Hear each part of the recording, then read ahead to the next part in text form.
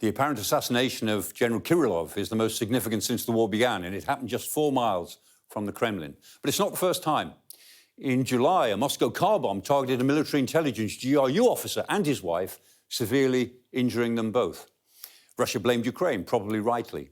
And last year, a pro-war military blogger, Vladimir Putin, was killed in the cafe bombing in the centre of St. Petersburg. The first such attack like this since the full-scale invasion of Ukraine was also a car bomb, killing Daria Dugina in August 2022, just west of Moscow. She was the daughter of the ultra-nationalist Putin ally, Alexander Dugin. Now, Ukraine denies that it carried it out, but Moscow blamed them, and the Western allies reportedly said that they believed that Ukraine had ordered the attack.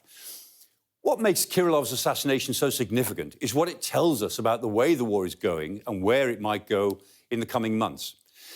Kirillov was in charge of CBN, chemical, biological, nuclear, by which we mean radiological, and he was in charge of the protection of Russian troops from those elements, chemical, biological, radiological.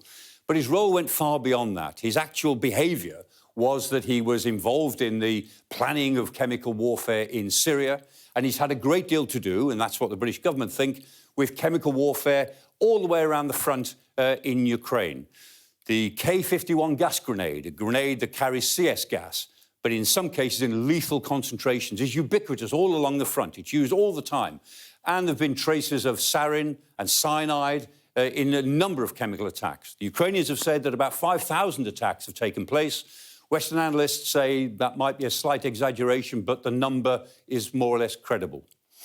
And the reason that this matters now is because of what is going to happen on the 20th of January, the inauguration of President Trump, because we all believe that the political dynamics behind the war will begin to alter after the inauguration of the new president. And so both sides, both Russia and Ukraine, are pushing as hard as they possibly can for every ounce of military dominance before Trump takes over.